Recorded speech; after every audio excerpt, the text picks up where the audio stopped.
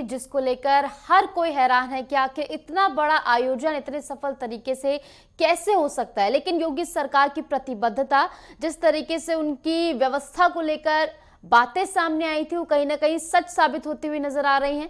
और जिस तरीके से प्रशासनिक अमला यहाँ पर तैनात है, चाहे वो बैरिकेड्स लगाने की बात हो या तमाम अन्य व्यवस्थाओं की बात हो, श्रद्धालुओं के आने से लेकर, रहने से लेकर, खाने से लेकर, स्नान करने तक हर व्यवस्था यहाँ पर की गई है। चाहे वो टेंट सिटी का निर्माण हो या फिर स्पेशल बसेस का संचालन हो, हर पहलू पर सीएम योगी आदित्यनाथ की ओर से खासा ध्यान दिया गया। और उसी के परिणाम स्वरूप जो तमाम श्रद्धालु यहाँ पर पहुंच रहे हैं, आस्था की डुबकी लगाते हुए नजर आ रहे हैं, उनके लिए ये जो एक धार्मिक सफर इसे कहा जा सकता है, वो कहीं ना कहीं काफी ज्यादा अच्छा रहा है। और इसी के तहत और ज्यादा लोग यहाँ पर पहुंच रहे हैं, जो कि यहाँ की अर्थव्यवस्था को भी बूस्ट करने का काम कर रहा है। और जिस तरीके का सफल आयोजन इस बार का ये महाकुंभ हो रहा है, वो कई लोगों के लिए एक आश्चर्यजनक बात है। उम्मीद से अधिक लोगों के आने से जो है यहां पर व्यवस्थाएं और ज्यादा बढ़ाई गई हैं। और ये जो अनुभव है, कुछ लोगों के लिए जीवन भर का अनुभव है, क्योंकि महाकुंभ में शामिल होना हर किसी के मन में होता है। हर कोई प्रयागराज में पहुंचकर महाकुंभ में शामिल होना चाहता है और इस अद्भुत अनुभव को लेने के लिए लोग यहां पर पहुंच रहे हैं। प्रशासन के लिए हालांकि बड़ी चुनौतियां हैं, लेकिन इन चुनौतियों का कहीं ना कहीं डटकर सामना प्रशासन की ओर से किया जा रहा है। तमाम व्यवस्थाएं यहां पर पुख्ता की जा रही हैं। और इस बीच हमारे साथ हमारे संवाददाता राघवेंद्र मिश्रा जुड़ गए हैं सीधा प्रयागराज से। राघवेंद्र, प्रयागराज में हम देख रहे हैं कि हर दिन एक नया रिकॉर्ड स्थापित हो रहा है। अब तक 9 करोड़ से ज्यादा लोगों ने यहाँ पर आस्था की डुबकी लगा ली है और जो तमाम व्यवस्थाएं हैं उनकी तारीफ करते हुए लोग नजर आ रहे हैं। फिलहाल क्या कुछ माहौल है आज के दिन? जी बिल्कुल नुसू, क्योंकि जिस प्रकार से 13 जनवरी से यहाँ पर महाकुंभ का आगाज हुआ था, महाआगाज हुआ था, देश विदेश से श्रद्धालु यहाँ पर संगम में पुण्य की डुबकी लगाए हैं, अमृत स्नान किए हैं। तो उनसे अगर जब बात की गई तो व्यवस्थाओं को लेकर, सुरक्षा को लेकर तो लगातार वो भूर प्रशंसा कर रहे हैं योगी सरकार की, यहाँ मेला प्रशासन की। तो आज जो ऐतिहासिक दिन है, आज बहुत ही खास दिन है, क्योंकि आज पूरे योगी की मंत्रिमंडल की बैठक यहाँ पर होने वाली है।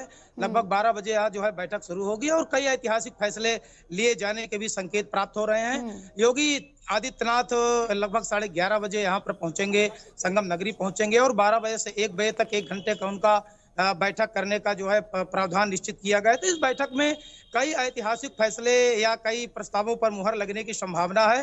हालांकि योगी सरकार ने कल ही निर्देश परसों ही जारी कर दिया गया, जो मंत्री हम मंत्रिपरिषद में कल ही सब आ गए थे, यहाँ पर सब यहाँ संगम नगरी में आए हैं। और 12 बजे वो बैठक के लिए जो है संकुल, जो त्रिवेणी संकुल बना है, सर्वप्रथम पहले इंटीग्रेटेड कमांड कंट्रोल सेंटर में बैठक रखी गई थी, किंतु वहां पर श्रद्धालुओं की इतनी जो भीड़ हो जाती, क्योंकि वही मार्ग था, मुख्य मार्ग था संगम तक पहुंचने के लिए, उसको भी ध्यान में देखते हुए प्रशासन ने जो है इसको परिवर्तित किया। और अरेल क्षेत्र में जो बड़ा त्रिवेणी संकुल है, वहां पर 12 बजे से यह मंत्रिमंडल की बैठक होगी और उसके पश्चात 1 बजे 1 घंटे बैठक चलेगी। उसमें कई हम महत्वपूर्ण फैसले लिए जा सकते हैं।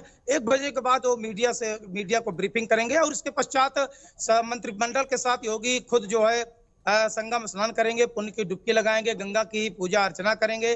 तत्पश्चात तो अक्षय वट, सरस्वती कूप और पातालपुरी सहित जो है बड़े हनुमान जी का दर्शन और पूजन करेंगे। तो पूरा जो आज का शेड्यूल है बहुत ही जो है अलौकिक होगा, भव्य होगा, दिव्य होगा, क्योंकि योगी सरकार लगातार धार्मिक स्थलों पर बैठक करती आई है, कैबिनेट की बैठक करती आई, चाहे अयोध्या हो, चाहे काशी रही हो, क्योंकि धार्मिक उत्थान से ही जो है सनातन का उत्थान है। सनातन का एक उपक्रम मान लिया जाए धर्म को, क्योंकि सनातन सत्य है और अनवरत है। उसकी जो है बढ़ोतरी के लिए, उसके उत्थान के लिए लगातार योगी सरकार प्रयास कर रही है। और महाकुंभ एक ऐसा जो है परिसर है, महाकुंभ एक ऐसा क्षेत्र है, संगम की धरती, तीर्थराज प्रयाग एक ऐसा क्षेत्र है जहां पर पूरे विश्व को एक संदेश जाएगा वसुधैव कुटुंबकम का, विश्व गुरु बनने का। तो पूरा देश दुनिया यहाँ पर आ रही है। तो आज की जो व्यवस्थाएं हैं, श्रद्धालुओं को अलग व्यवस्थाएं की गई हैं, क्योंकि उनके स्नान में किसी प्रकार की कोई बाधा ना हो, कोई असुविधा ना हो, निर्विघ्न रूप से वो गंगा में स्नान करें। इसीलिए सारे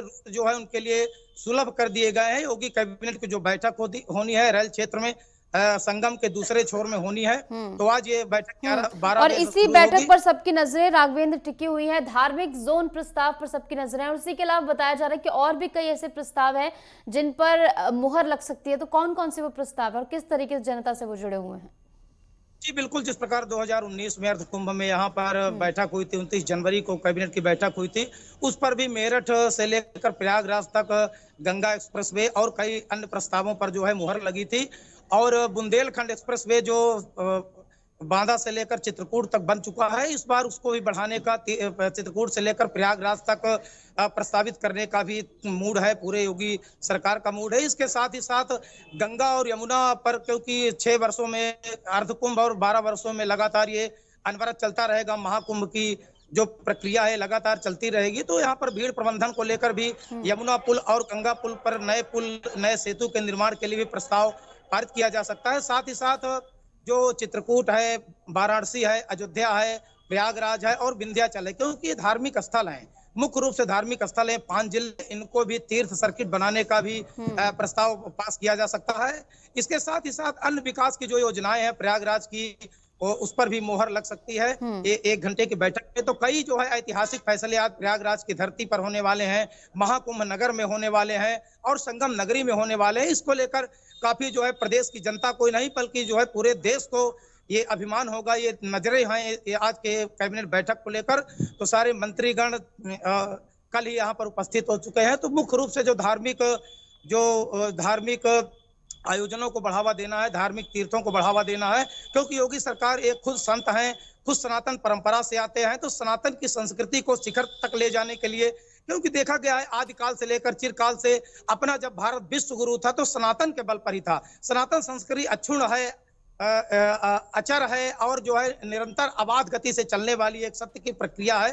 तो सनातन की जो प्रक्रिया है, सनातन का जो शंखनाद हुआ है महाकुंभ से, हालांकि सनातन तो चिर है, अमर है, सत्य है, किंतु जो सनातन की जो ध्वजा जो फहराई गई है यहाँ महाकुंभ से, उसको आज पूरा विश्व देखेगा। क्योंकि योगी कैबिनेट की बैठक जब यहाँ 12 बजे शुरू होगी तो पूरे विश्व की नजरें कल से ही है कि क्या क्या फैसले लिए जाएंगे और क्या क्या प्रस्तावों पर मुहर लगेगी। इसके साथ ही साथ जो मंत्रीगण है, जो कैबिनेट है, पूरा संगम में डुबकी लगाएंगे, पुण्य की डुबकी लगाएंगे, अमृत स्नान करेंगे।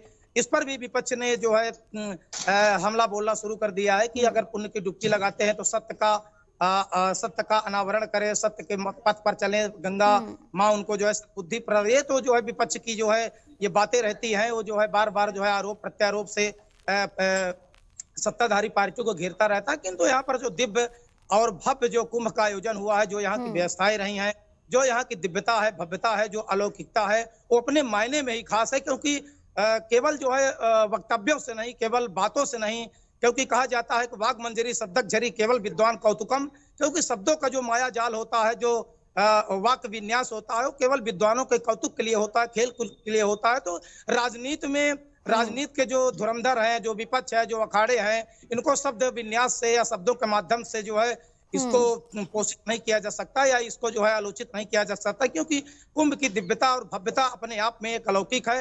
आम श्रद्धालु यहाँ पर आकर गंगा स्नान करने के बाद तृप्त होते हैं, पुण्य की डुबकी लगाने के बाद, और भूर भूर प्रशंसा भी करते हैं यहाँ की व्यवस्था को लेकर, यहाँ की सुरक्षा को लेकर, यहाँ के स्नान को लेकर, यहाँ के अधिकारियों को लेकर। और साथ ही साथ देश के ही नागरिक ही नहीं, देश के श्रद्धालु नहीं, बल्कि विदेश से भी जो यहाँ पर श्रद्धालु आए, जो गंगा में डुबकी लगाए।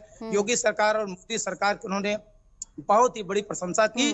और बिल्कुल, तारीफों का सिलसिला जो है वो इसी तरह जारी रहेगा, क्योंकि व्यवस्थाएं जो है धरातल पर उतरती हुई नजर आ रही है। उसी के साथ जैसे कि आपने कहा, विपक्ष भी लगातार हमलावर है और हमला तो चलता ही रहता है विपक्ष की ओर से, लेकिन फिलहाल कैबिनेट पर सबकी नजरें टिकी हुई है। बैठक के बाद क्या कुछ सामने आता है। फिलहाल बहुत बहुत शुक्रिया राघवेंद्र हमारे साथ जुड़ने के लिए और तमाम जानकारी हमारे साथ साझा करने के लिए।